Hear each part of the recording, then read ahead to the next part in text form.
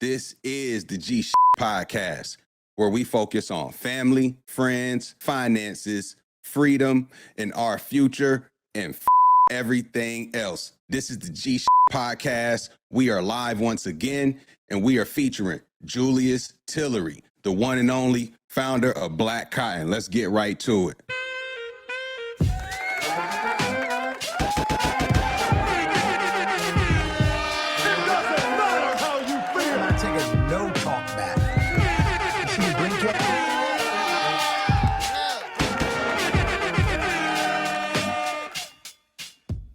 Yes, indeed. Yeah. Thank you once again for joining the podcast.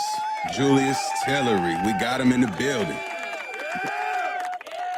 Yo, appreciate you joining. I can't not say it enough. Definitely looking forward to getting into this conversation with you. Glad to be here. Glad to be on your podcast, man. We go back a ways, so glad to be out here to be able to talk about BlackCotton with you. No doubt. So already, I got the black BlackCotton with the black acre. You got the white joint on. So we already letting people know. We'll get into that because it was quite a journey to get to this point.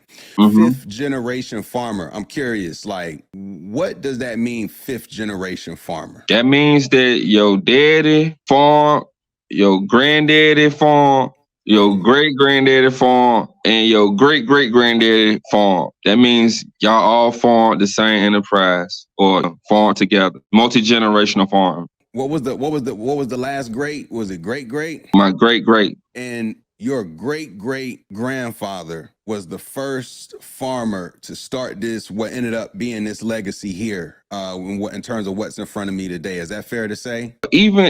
Even saying that's not fair because his parents worked on the farm. They were slaves. So he was the first person in our family born free and bought land and owned a farm enterprise. Interesting.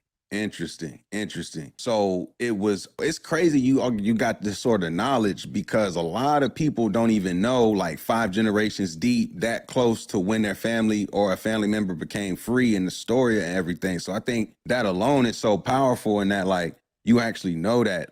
I'm curious, do you know what the story was as it relates to him purchasing that land or do you anything about that individual?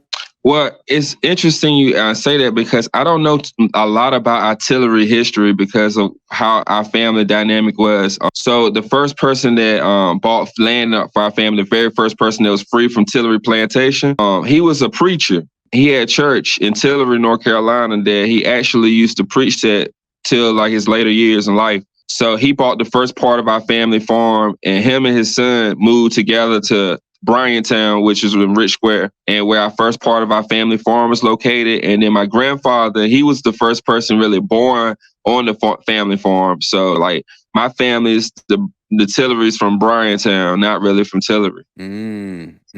Yeah, but all that is it's just across the river, man. So really close. That's interesting in how the dynamics play out, especially in the more rural parts of the state, how you have these sort of situations. So that's interesting. But even with the detachment, that heritage of farming still seemingly stayed through from one generation to the next.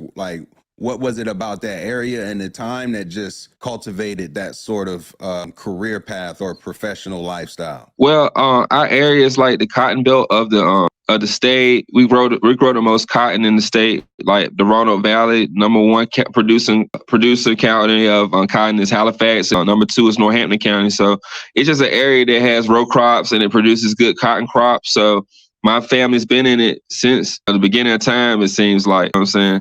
What is it that, in your opinion, that's unique to that area that produces that makes it able to produce that quality of cotton at that scale? We have good soil, and I believe our climate is good for it as well. So those two things make it pretty productive for raising cotton. When you say good soil, now I got to get into the nerdy stuff. What makes soil good to grow cotton? Certain types of how spongy it is, the nutrients they can absorb, and how long it can stay keeping those nutrients in the plant so it don't dry out really quick. So that's what make the soil we produce on a little bit better. Yes, from the Durham area, it's a lot of red clay when you start digging. Not necessarily what you're describing.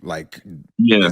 Is that in theory, could we grow the type of cotton here in Durham that you growing over where you are now? Typically, it's not like a cotton producing area. That red soil is not. Is I think it floods easier, and cotton likes dry climates. I think that like the soil is not good for it. I'm not speaking from an agronomist standpoint. My dad knows that stuff a lot better than I do, but I don't even know what just from agronomist means. Like, I just learned a new word. Shout out to that right there, because I never even heard it said like that before. Agronomist. Word up. So okay, I see where you're coming from there. So I guess my question would be, being a fifth generation, that occupation of farming, I think, might have certain stigmas. How did you personally feel growing up about farming, and did you embrace it at an early age? It was just like a chore to me. Like certain families you're born into and you got to do certain things to survive. Like raising cotton crops and farming go together like with like cutting grass and washing dishes to me. So it was just one of those things that I just had to do, and I didn't put too much like pride or effort into it. But like when I became an adult and realized I'm giving this a lot of my like spare time, I was like, how can I make this worthwhile to me and my family for the future? So I wanted to change the narrative and dynamics of the whole industry and business in general, and make it work for us. Interesting. I watch this show. I'm just shout it out. It's called Yellowstone. I don't know if you've ever seen it, but I never watched it, but I'm aware of it. It follows this like rural white family that owns all this land, I think in Montana or Wyoming, one of the two, I forget which one, but a lot of farming, raising cattle, like similar work that's about the land. I'm curious, like from your perspective, that word farming, what does that actually look like in a day-to-day when you were growing up? What were some of the quote-unquote chores that you actually had to do that were just so routine that go into farming? All right. What I even do to this day, like I drive my tractor to dis up land. Like that's basically breaking up land after like we cut the stalks from the end of the last fall season. We'll dis up the land to prepare it to be able to plant again. So then I'll sometimes put another input on called a field plower, and I'll plow it up to make the land really soft and ready for planting. And my dad usually typically runs our planters, and I help him like get seeds or seeds in our planters to make sure everything is right with planting. So put it all down together. Once it starts to grow, then you have to use certain types of chemicals to keep weeds and pesticides, pests away from it. But after that grows to a certain level, prepare for harvesting the crops. So seasons for each thing that you have to do. And once you harvest the crop, that's when you end the year. And that, to plant a seed to harvest, what is that roughly if you're growing cotton? Time period, you can start as early as April, but our weather has been kind of too cool and damp to put your seeds in like that. So we really been working like in May, and you're trying to get them done by the first week in June for planting cotton. Planting it. So if you get it planted, you said first week in June, you might be able to actually harvest something about when? October, November. Typically, if you wanted like cotton in September, you needed to plant it in the beginning of April. All right, so you grew up, like what else did you have on the farm, or was it just a cotton farm? I'm curious. Cotton and soybeans. We used to also do peanuts, but we got out of the peanut business. So what drives the decisions to grow cotton and soybeans for the family? They're two row crops that we can easily sell. The row crops of the area, they got people that's actually looking for it, and you can grow a lot of it. You can have an enterprise where people that will buy it, because you don't want to grow a lot of something that nobody's there to buy it. You said row crops? Basically crops that you just see in rows, like what they call commodity crops. Something that don't go bad, really, that you can sell in bulk. Cotton would be considered a row crop. Yeah. Soy, beans, and cotton, do they take to the same soil? Like now I'm just getting like, are these like separate sort of farms, if you will, or different ways of growing the two? It'd be in like you'll grow them in different fields for sure in the same year. You can switch the fields, like we use crop rotation. Like growing cotton every year in the same spot is not good for the land, and growing soybeans in the same spot is not good for the land too. So rotating the crops, it helps you with the nutrients and that helps the crops perform better. Yeah, those are two main row crops. Some people do corn. Like if you do corn, you want to have irrigation because if it gets dry on corn, it don't produce well. But we're like really like the beautiful thing about us is we're really small time like row croppers. But when you're small, you can think with a niche mindset. You could think about efficiency. You could think different than a person that's big and got a lot of money investing in something. So because are you all in on cotton today, or do you still also grow other things on the family farm? Yeah, we grow soybeans and we do a little bit of we sell salad greens like collard greens. People love buying salad greens. It's tough work picking salad greens. You know, you got to do a lot of working directly with it. It's more direct work to it, but it's cool. I like supporting the community as well. I helped start a farmers market, so I want to be somebody that what I talked about I actually do. When you say community, what community are we talking about? Can we shout them out one time here just to make sure everybody listening? Yeah. Northampton County, Garysburg. I'm in Garysburg right now, but my family farm is in Rich Square, so shout out to Northampton County. To give everybody a perspective what Northampton County is, yeah. If you're traveling down Interstate I-95 and you're in Virginia and you're going south, we're the first county you'll get to. So we're right by the Virginia borderline off Interstate I-95. Okay. Northampton County. So right there at the border where you grew up, you were born into a household with farming. Did you have like siblings where you had to share this load? Like, I'm curious, what was that part like for you in terms of the household dynamics, and who else was in the house with you?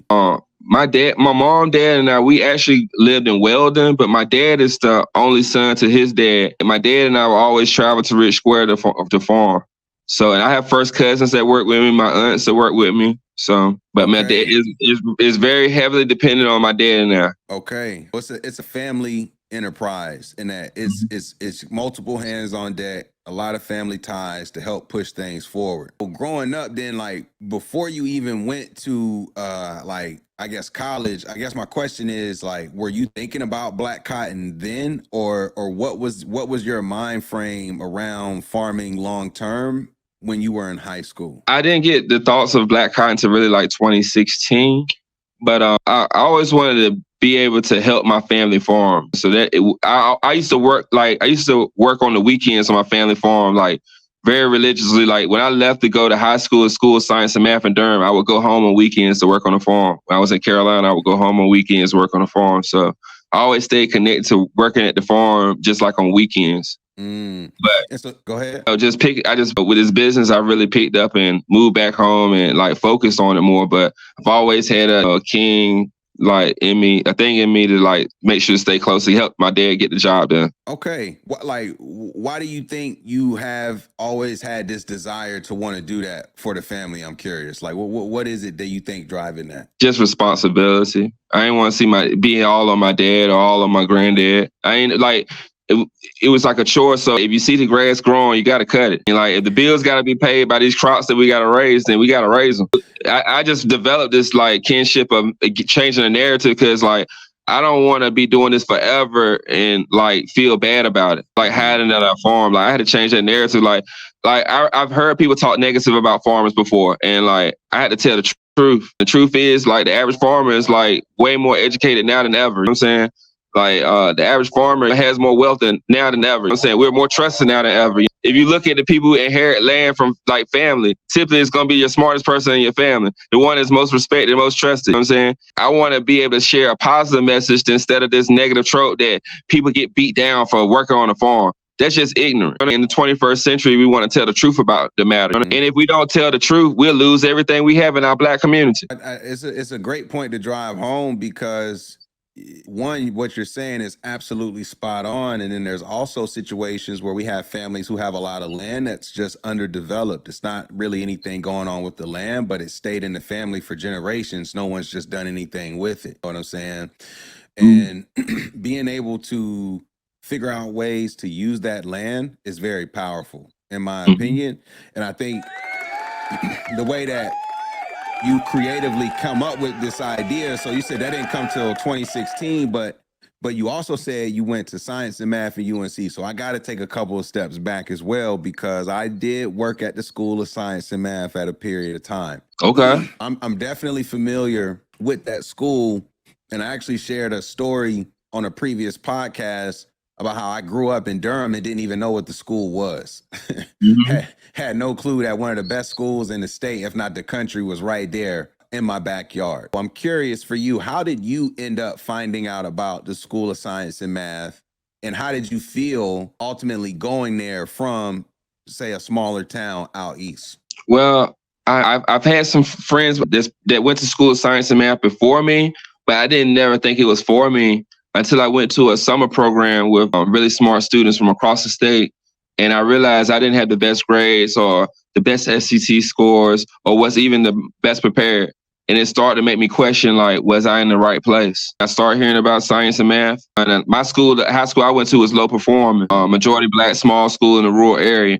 And we didn't have certain resources, same type of resources to compete against schools that were better resources. When I was in high school at that time, I was number one in my high school class, and I had a certain type of SAT score that qualified me for opportunities. And I was like, maybe it would be something that opened up my network to see and better help my community one day. So I took that chance and went along with it. Well, like, I'm curious just from your experience, because I lived on campus as a student life instructor. So I managed a hall of young gentlemen who to this day I still see on social media. One of the more enriching experiences professionally, if I have to say, being on that hall with those young men, seeing them develop over time, and just being there day after day as a resource for them in such a unique experience. I'm curious, like, how would you just describe your experience at the School of Science and Math? It was tough. It was academically challenging, but if you graduate from science and math, you're special. And I believe that's a network in that. So, and I wanted to be a part of that. And I felt like once I accomplished that, I felt like I accomplished many things. And that's what drove me to want to go to UNC Chapel Hill. And I did that, and it was great networking I got from that. Like, but any unique moments, memories from there, like being like in Durham for the first time, or not maybe the first time, but living in Durham as a student and being a junior and senior in high school, any like memories of just like being around Durham you can share that stick out from that time? Northgate Mall, even like going to Southgate Mall, we used to ride around this short bus. Like, we're the high school that's not appreciated as science in Durham, but people know about us. They'll see our little short bus and they'll be like, oh, that's the short bus kids. You remember seeing that in the mall?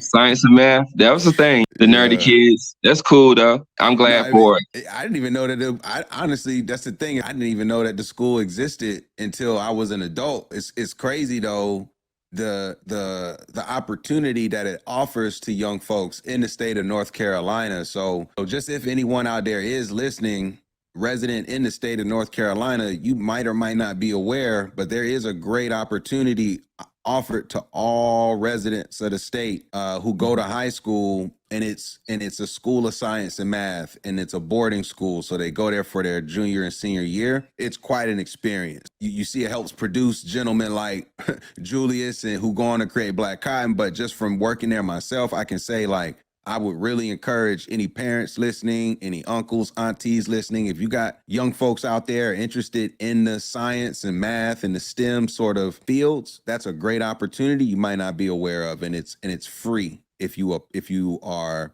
fortunate enough to get accepted. So shout out to the unis just one time for the, because like you said, they don't get shouted out enough. So I have to say that the unis don't get shouted out enough. Absolutely, but we do our thing. We do. You went to Carolina. Like, were you a Carolina fan growing up? Did you want to go anywhere else? I'm curious, what was that experience like getting from science and math to college? Well, when I was in early high school, I thought I was going to North Carolina A&T. My mom and dad went to A&T. A lot of my cousins went to A&T. A lot of like memories growing up, hanging out around A&T. So I thought I was going there, but like going to science and math was like my first adult decision. And then like while being there and realizing I was about to graduate from there, I said I wanted to have that same feeling when I got out of college. And then I knew I gave science and math everything I had. So I was like, I want to feel that same way when I leave college. And UNC was the best school I got into. And I said, let me just roll with it. And it was the best decision for me. I saw things in my life I don't think I ever was seen if I went there. Like what, for example? My freshman year, we won a national championship, and like to see economic development and growth for the first time in your life. Like when I went to Durham, like Durham was not the Durham that it is now. Like Durham in 2002 was not Durham of 20 years later. Like, yeah, that's crazy. So you that dang, ooh wee, that was 20 years ago. Was in high school. Crucial. Man, time is flying, but that's a great point. This is not the same city as it was in the early 2000s. That is 1,000% true. Durham has changed on his head in a lot of ways. Yeah, that's a fact. But that's a fact. It's all good though. It's still the same spirit that's in the city though. How would you describe that spirit? The Black excellence. Like when Durham was like considered a hood city, like anybody who was in Durham know there was like Black excellence there, and the Black excellence ain't changed. It's been gentrified. Word. No, I would have to agree with that. So getting back to Carolina, so you end up going there, you experience the national championship. Okay, that's pretty unique. I have to admit, like going to a school national championship. So did you like take a sip from the Carolina Colt water at that point, and now you just a lifer? Like you would, or like I'm curious, like were you already like a diehard Carolina fan upon getting that national championship? What's crazy about it is the house I grew up in Weldon, in Hurricane Floyd, my 8th grade year, we had like this little sun house, a storage house that we put like wood and tools in. And me and my dad used to cut everybody, like half the neighborhood yards. Like we would, like, especially me, like about that age. And we had all our tools and stuff in there. And inside of there was this like handcrafted painting of Michael Jordan, James Worthy, and Dean Smith. And it was there from like my whole childhood. And Hurricane Floyd came through and destroyed it. And I didn't realize how much Chapel Hill meant to me from that thing until it was gone. And that's what like made me feel like if I could go there, that would be where I want to go. Because I know excellence is there. Yo, man, I gotta admit, man, dudes that go to Carolina trip me out, boy. Like, y'all talk about Carolina, doing the way that y'all talk about it is just, man, it's almost like a cult. I gotta admit, the way that the dudes that I know that actually went there and graduated, when they talk about Carolina, no blemishes, no such a pristine thing they hold so close. I didn't go there. I wasn't smart enough to go there. I'm just curious, like, why do you think that is that pride exists when you go to the university? What it takes to get in and what it takes to get out. Okay, so because of what it takes to get in and get out is why people feel that way, is what you think? The ones you're describing, some people just like the people that go in and get out. They don't even have to go there. There's special people that come from Carolina. It's an interesting school, nonetheless. So we'll move on. So 2016. When did you graduate from Carolina? 2008. All right. So BlackCotton still didn't come to mind yet.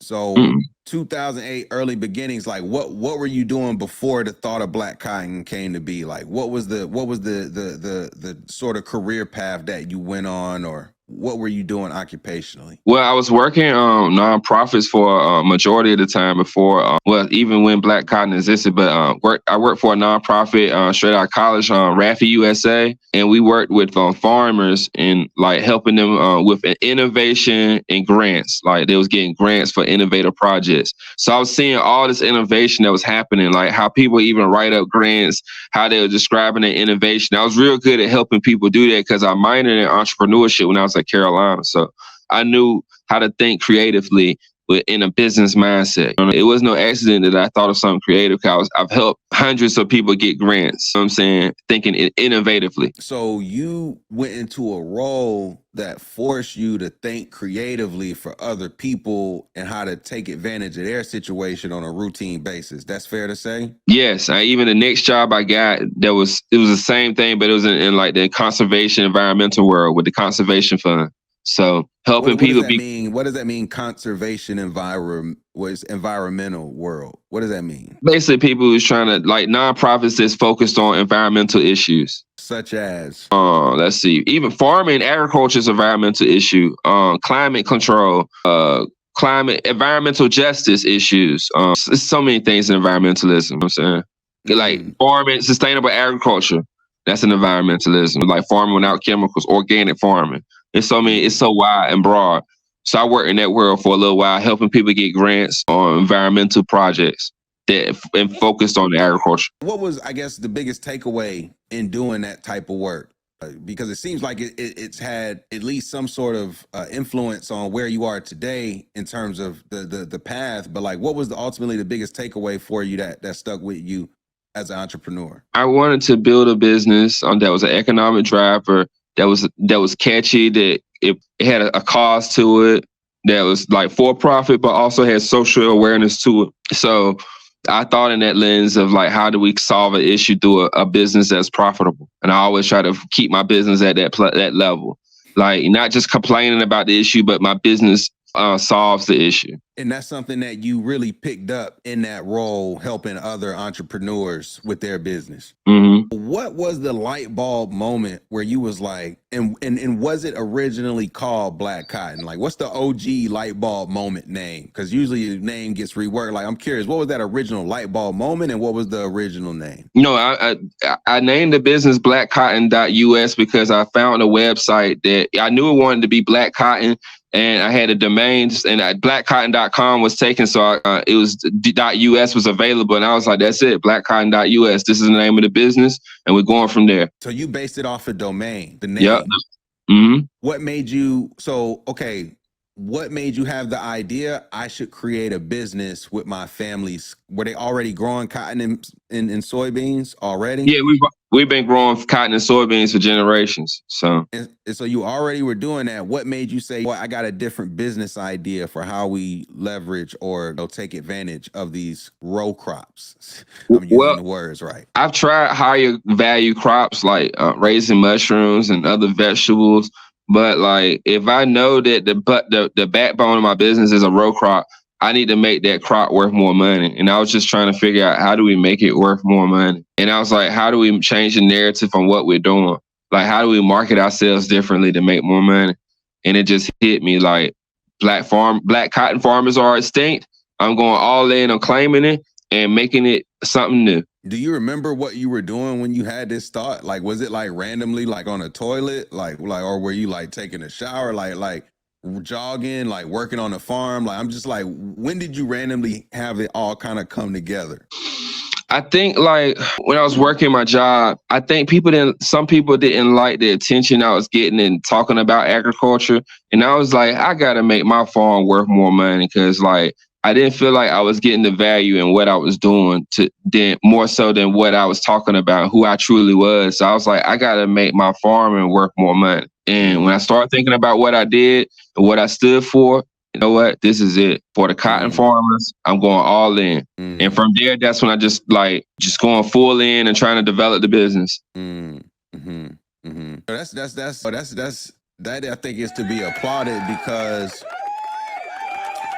you seemingly had a pretty good thing going where you were working, doing your thing, you even said some attention for agriculture, but you didn't feel like you were getting the value. So you went all in trying to create that value with something that your family has already had. So like, to me, that's a very powerful notion, and something that is to be acknowledged and highlighted for everyone to see, because we need more of those sort of stories in our community of individuals leveraging what was maybe passed down multiple generations, not selling it, but taking it and then making it the 2.0, 3.0 version for generations to come. When it comes to cotton and you having that idea, you go to the domains, you search, like, did you have any other alternatives? So because you just said Black Cotton, like, what made you say Black Cotton versus Northampton cotton or some other type of cotton? Like, I'm curious, like, Black cotton. It's because it's catchy, man. I was like, it catches people's attention because cotton,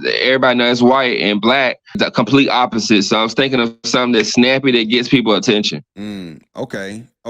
Word. And so you have Black Cotton. Like, tell me, so from the start, what was the original vision for the business of the cotton when you first said, okay, we're about to do something different? Like, how are you going to monetize that cotton? Like, what were the early stages of monetization? What was the idea? Now, the original idea was to take my cotton and turn it into t-shirts and clothing apparel. That's an initial idea. But like, when I started to research what was required to make that happen, it seemed impossible, because it would require hundreds of thousands of dollars.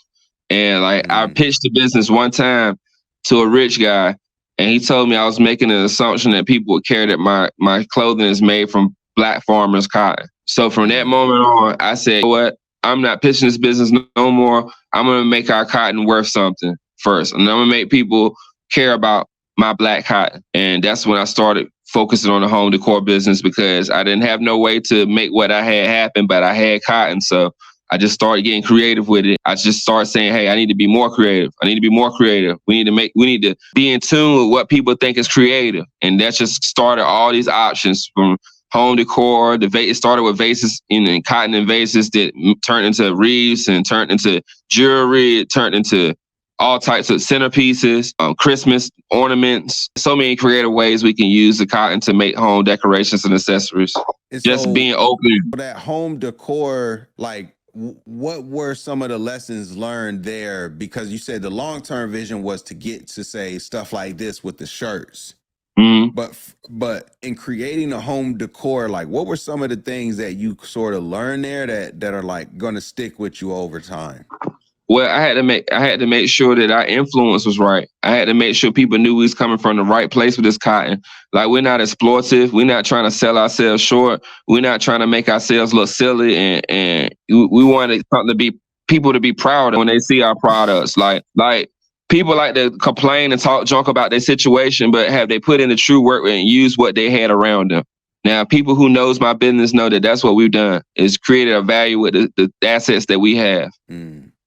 Like those early stages, I just gotta ask, because most entrepreneurs have moments where it brings them to tears, where I can't believe this is happening. Like, what was sort of the biggest early lesson learned for you, especially in the cotton business, where you might have thought you were more confident than what you should have been? You thought you had it figured out, and you really got taught a lesson. I would say like going on a long trip to sell products, but wasn't ready to sell them. Like, I really didn't know how to make my products the way I wanted to. Like, I had good ideas, but they wasn't ready yet. And it took me really being here. Like, I think I was still in that moment of living in Durham, but trying to run my business in Northampton County. Like, I didn't really master and perfect everything with the business, like even the shipping components and every small gesture of how a consumer wants to like get their product, until I was here full-time focused on it. So, and like when you're going out on trips to sell your products, but you don't fully understand your product, your trip is like not 100% what it could be. You know what I'm saying? So I had to be fully focused on maximizing my opportunities. Word. Now, going all in, I think it's understated. Like, to go to a certain levels takes like a certain level of obsession to go to where you ultimately want to go. Being able to commit yourself to a passion, or better, not even a passion, a really good idea, something that you believe in. It's not just a passion, it's really a belief, I think, is a better word. To commit yourself to a belief and an idea and then put in that work consistently is not easy to do. And that was a sacrifice you chose to make. Like, and in doing so, you've since, like you said, started to get into the weeds. Like, from a business standpoint, I'm curious, owning a business, getting into the weeds, like, just what do you feel is the most difficult thing about trying to run a cotton business? Now, my conventional cotton business with my dad is like, that's been generationally built up, but like this unique marketing space that I am, that I've been blessed with because of the internet. Learning how to manage workers and be able to get products out and manage your what's the word I want to say? Your image, your likeness. You know what I'm saying? Like, managing that, like understanding what your attention economy is, like giving your audience the best stuff to make them want to support you. And like, sometimes I have really stepped back my like marketing for the bigger cause. So thinking about your bigger plans and your goals and aspirations to be able to get them. I remember in 2018, I set some goals, right, that I wanted to accomplish by 2019. And by the end of 2019, I did not accomplish those goals. But I remember I said in 2019, but same goals roll over. I just stayed at it. And in 2020, I accomplished all those goals. If you set something really serious and it seems out of this planning, you're trying to get to the moon, like if you go far enough, you'll catch up with it. You might not get it initially, but keep going and stay at it. Like I didn't quit on that joint. I was like, dang, well, I didn't get there, but I'm gonna keep going at it, and then eventually that momentum you built will start to catch up with you. Yo, that's power right there. That's the truth, man. That like, but go ahead, keep going. What? All right, there's a journalist named Deborah Holt Noel. She's on PBS on NC. She does Black Issue Forum. I remember Deborah Noel hit me with a jewel one time, like when I first started a business, and she's noticed me. And I was trying to get on her show and get on any show. I'm trying to get the media to notice me. And she told me, she was like, when it's time, we'll call you and it'll be time. And lo and behold, I kept going. And then eventually she hit me up and she was like, Julius, it's time, right? I said, it's time. And I went on her show. Perfect timing. So,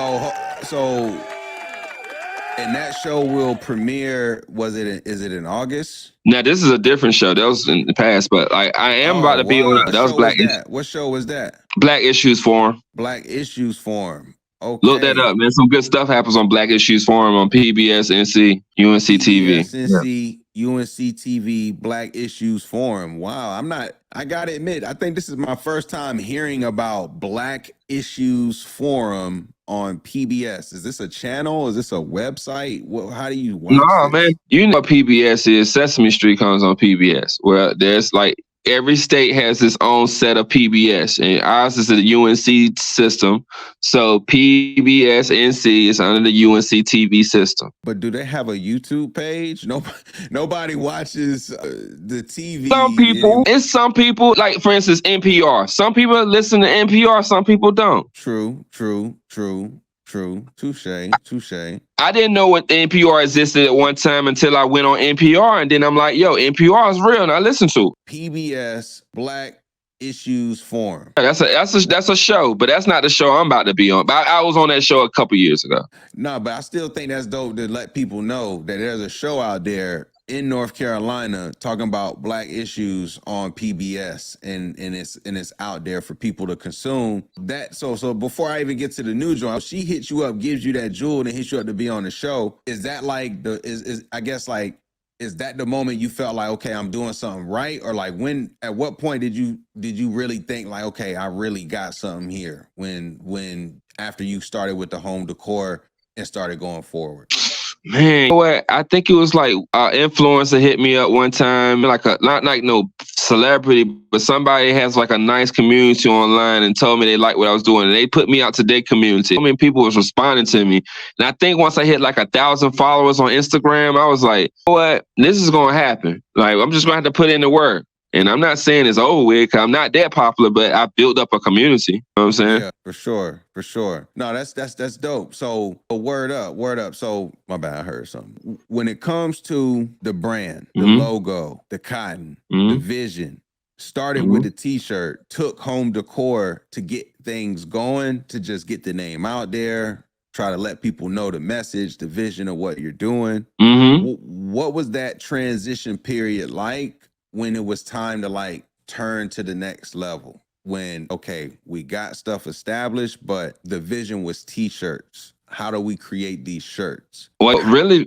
fans hit me up. They hit me up with an email, and they were just interested in learning more about me and like seeing how we could work together. And we started talking business. And once we started talking business, we nailed it down. I figured out an answer to every problem we had, and once we got all those issues and ironed out, got a deal done, and been moving since then. No, that's fire. That is fire. So someone from that company reached out in good faith to try and get something going with you based off of what made them reach out. I'm curious. The funny thing is, he told me that he's been watching me for over a year and just thought the timing was right.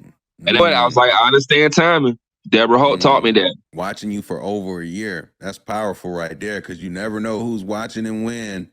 And the fact that somebody been tracking you for that time period and respected it enough to reach out at such a company is that's like what more can you really ask for to some degree? Like that's definitely a great step. I'm curious, what did you have to change to deal with that scale and level of business that maybe you didn't have to deal with prior? Well, definitely I got to assume some of the risks and make sure that our cotton is delivered to them, and like in traditional conventional farming, we farmers typically work with co-ops that take that responsibility, and they got much more money and institutional buying power to mitigate those risks. So I had to take some individual risks, but it's relationship building. Also, I had to come over with some legal issues with trademark and stuff. Like, so our clothing is under Black Acres trademark, which we got the trademark to that. You thinking working nationally, you can't break no trademark laws. So if you ever see a shirt with BlackCotton on it that came from me, it's only for merchandise of BlackCotton.us home decor. It's not like the clothing line of BlackCotton. That's whoever owns that trademark, they can have it, because they don't want to give it to me because they've been waiting to be able to find somebody, the true BlackCotton, to actually sell. That people do stuff like that. So somebody already just like almost like domains has to say, I'm gonna buy this BlackCotton trademark one day. Oh, BlackCotton.com is trying to sell to me. The owner of this that BlackCotton.com is trying to sell BlackCotton.com to me. So I'm not going to pay the price that they're offering it to me for, because I created BlackCotton.us. It's completely different. Yeah. Whatever them scrubs at BlackCotton.com is doing, that's on them. I am very competitive about this business. Oh man, that is hilarious to me, yo. So people, so it is funny though. So what was that? So when did you figure that out, that somebody even had the trademark as it relates to clothes? Because just if I take a step back for people listening, this is free game, because you might not know when you need to file a trademark. Now this is free game, and I'm not even a lawyer, so this ain't even no game you can charge me with. This is for your game entertainment. So this is not real legal advice, but this is free game. If you're trying to get something trademarked, there are different classes in which you can get that thing trademarked. You need to do your research. For those listening, if you got an idea and you think you got a trademark idea, you need to figure out what class and how many classes you're going to file for that said trademark. Because just because you have the trademark for, say, shirts, doesn't mean you have it for, say, like something like a car or a radio show or something else in a different complete class. That's one thing. The other thing for people listening into this sort of stuff is, when it comes to trademark laws, there are people out there who can argue against your application at some point. That's a part of the process. And there are people out there in this trademark intellectual property space, like you just mentioned, who are owning things, waiting for their day to see an application come across where they can then sue, do something, fight against it, protect it. So you really got to do your due diligence and research to have a really trademark clause around what you're doing, because just because you file an application don't mean you actually got the trademark, one. And what it takes to maintain it across the different classes is like a whole other thing too. So I'm curious for yourself, like, what were some of those just lessons learned from a intellectual property standpoint as you started to come up with the idea of Black Acres? Well, I talked to the owners of BlackCotton trademark. They weren't trying to share it with me. And then I talked to another trademark that was very similar to BlackCotton.us that I was thinking the idea of going with, and I gave them the opportunity to share the trademark with me, and neither one of them want to share it. You know what? I don't knock them, but I doubt they ever get to my level. And who am I to doubt anyone else? But I told them what I was about to do. Well, I didn't tell them who I was doing it with, but I told them I was doing big things. And I'm like, I can help boost you up if you share it with me. And either one of them wanted to share it with me, so I'm never going to help them. But I gave them the opportunity to. Do you like these individuals? Are they like entities, like a business, or are they like personal? They own trademarks that I could have helped boost up their trademark and let people know who they were. But they didn't want to share it with me, because basically the whole thing is like, I want to set up things so you wouldn't sue me. And they didn't want to share it with me, so they wouldn't want to sue me. So I'm like, all right, well, I'm not going to give you no energy then. Okay. I remember one of them was like, I'll work with you, but I can't share my trademark. I don't care about your work. I don't care if it's Picasso. I'm not working with you because you're not sharing your trademark. I hope you're watching. I hope you watching. I'm just keeping it real. I mean... No, just in cases that he is watching, man. Just in case, man. I gotta let it's a chance. It is what it is. Yo, that's the ability to collaborate. It's a thing. It's a thing. People don't want to be collaborative in a way where it's mutually beneficial for like multiple parties. Usually somebody does not want to do something if they don't have a clear-cut advantage over everybody else in the situation. Like rarely do people accept what makes sense without worrying about what somebody else is doing. You know what I'm saying? Or worried about how we can work together to create something even bigger exponentially than what it is that either one of us have individually. But yet we gonna hold our human egos and put these things in a way to keep us away from each other and building. It's a silly, unfortunate character trait in our community, man. I gotta say that. Well, I think that we put a lot of power in owning ideas, but don't give any power to owning infrastructure.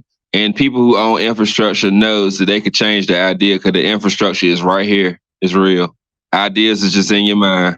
No, I like that. I love what you preaching there in terms of owning infrastructure, man. And I'm really big on the idea of us owning more institutions. We don't own any institutions. So being able to leverage family-owned land, passed down from generations, figuring out how to leverage that to a more modern, say, environment, what that's going to look like for the future generations. For a lot of creative thinking, I gotta admit. Like, I guess my question is, because I think when I first met you, I had moved back to Carolina in 2017, and at that time period versus where you are now, you were definitely in the home decor stage and you weren't in full time moving back. So to hear you kind of talk about like, okay, like I had to go back to really put everything that I had into this business and acknowledging like that was one of the more pivotal moments or influential parts to the journey is key for me, because sacrifices are necessary. Sacrifices are necessary. You won't get everything along the journey, but what are you willing to sacrifice to go to gain more long term in certain situations? And it seems like you definitely made some sort of evaluation to say, whatever I got going on, whether it be professionally, whatever, I'm going to sacrifice it because I believe in this vision even more so than like what I'm currently doing. And that sacrifice is a lot because I was living a comfortable lifestyle in Durham. Everything's there, but I had to go back into like the sticks here to make things work for my business. Conventional thinking won't tell you to move to the country to make money in business because you typically want to move to bigger cities. There's more opportunities, but it was God-led, and I just felt like God was going to anoint this business if I made that sacrifice. And lo and behold, things are happening quicker here than it's ever happened. That's the proof. The proof is in the pudding. Ultimately, like the proof is in the pudding, and the quality of product that I've seen increase over time is undeniable if you've been following from that time period. So I'm saying, if this is this phase, like who knows what's next in terms of where the cotton leads. I'm curious, like, just what are some visions in terms of like that you see you can do with cotton that maybe aren't really explored today? Well, I foresee in the very near future our cotton home decor being in a grocery chain. That's part of the plans that's going to happen really soon. And you're going to see our clothes. I said this is a part of like my goals like a couple years ago that we was going to be in malls across the country. And with this Vans deal and where we're moving with that, I believe that's going to be sooner than later.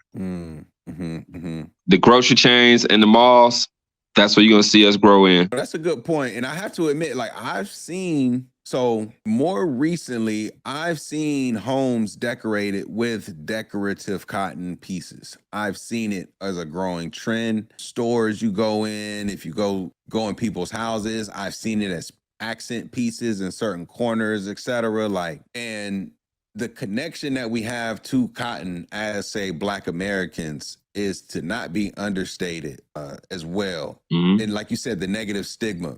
I'm just kind of curious from you, have you received any like backlash because nigga, why are you selling cotton? Like we don't do this. Like have you received any sort of backlash like that to say like, why would you take us back there? What's funny, every blue moon, not very frequent. A lot more when I was less popular, but now like as popular I am, like coming in, like with trying to backlash me makes you look like a hater. You know what I'm saying? In today's hot. And like, cause like I don't even try to put my following on people because it is unfair. You know what I'm saying? I've seen it, like a person say something stupid and I respond back, and then quickly 25 people like responding back like, "You dummy, you don't even know about this." Like, then it just go like to 50 people, and I like to just like I gotta delete the post because I'm like, they just going in on this person. I don't even want this on my behalf. So you got like a cotton. What we gonna call that? A cotton. We can't call it a cotton hive. Like what would be the fly way to call that a cotton bud? Like I don't know. Like what you got there? Like to call that community? What's the name of the cotton community? We call it #home team. Hashtag home team. Oh man, we gotta get something saucier than that, man. Yeah. Hashtag home team. We gotta get something a little saucier than that. We gonna marinate on that one. What we gonna call? Yeah, we'll marinate because it's making me think about like I don't even like to do that to people no more. Hey man, every community needs something to rally around, man. So we gotta come up with a nice hashtag for the community since they already out there, man. That's just if they listening, we gonna think about that when the clip drop. What's that hashtag gonna be for the BlackCotton Black Acres community? What is that hashtag gonna be to unify the community? #cotton is our culture. Oh, there you go. Yeah, #cotton is our culture. That's on the shirt. You seen it on the shirt? Oh. That's on the shirt. Cotton is our culture. Man. That's on the like the stem. You know what I'm saying? It's cotton is our culture. They can zoom in on that thing, man. Cotton is our culture hashtag. Oh.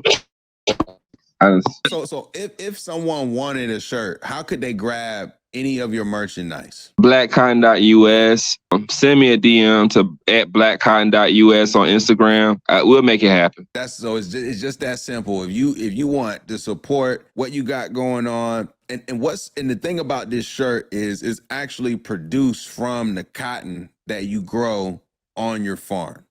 Am I saying that correct? Absolutely. The cotton that we grow on our farm is going into this shirt, Black Acres. And Vans is our partner on it.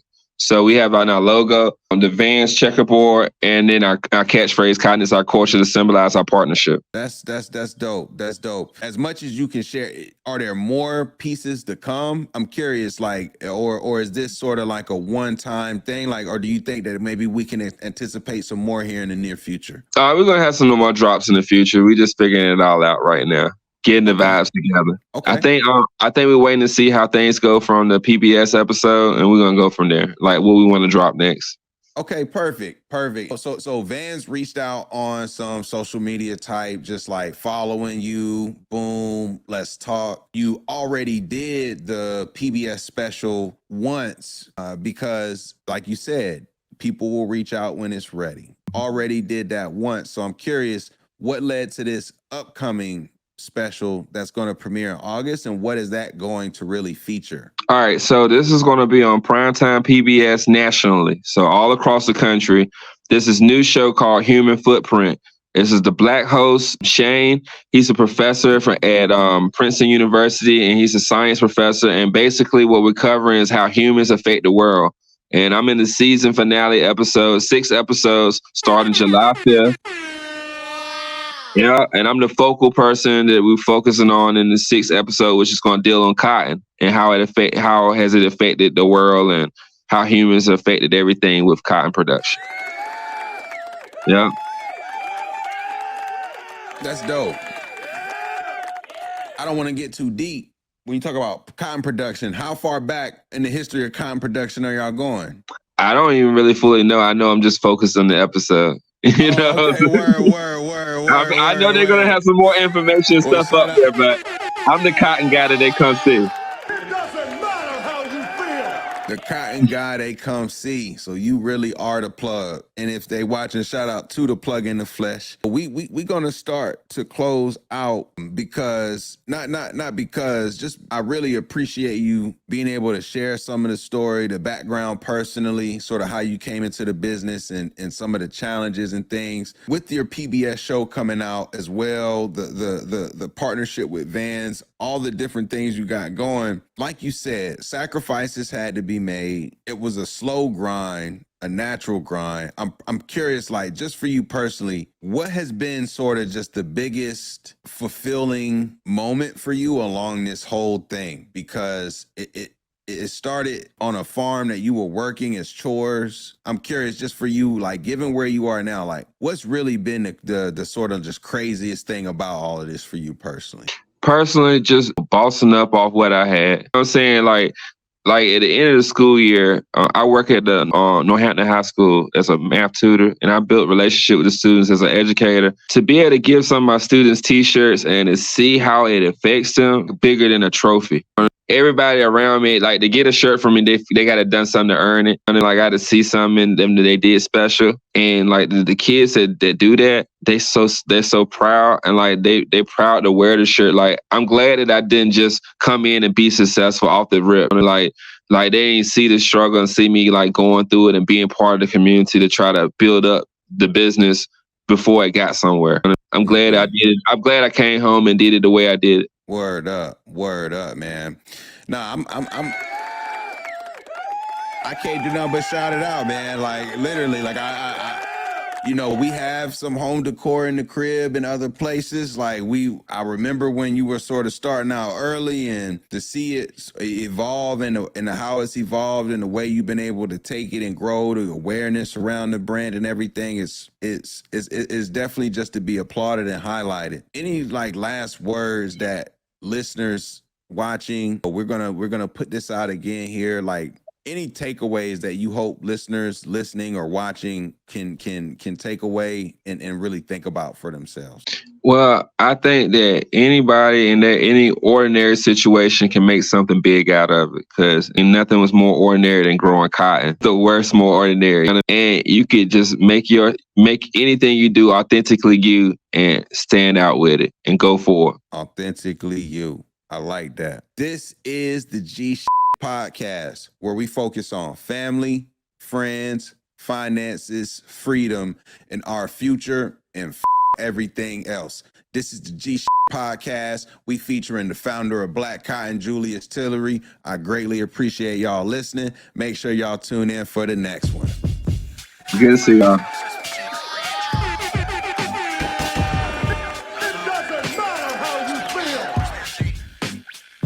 I'm not taking no talk back. You see the drink yet?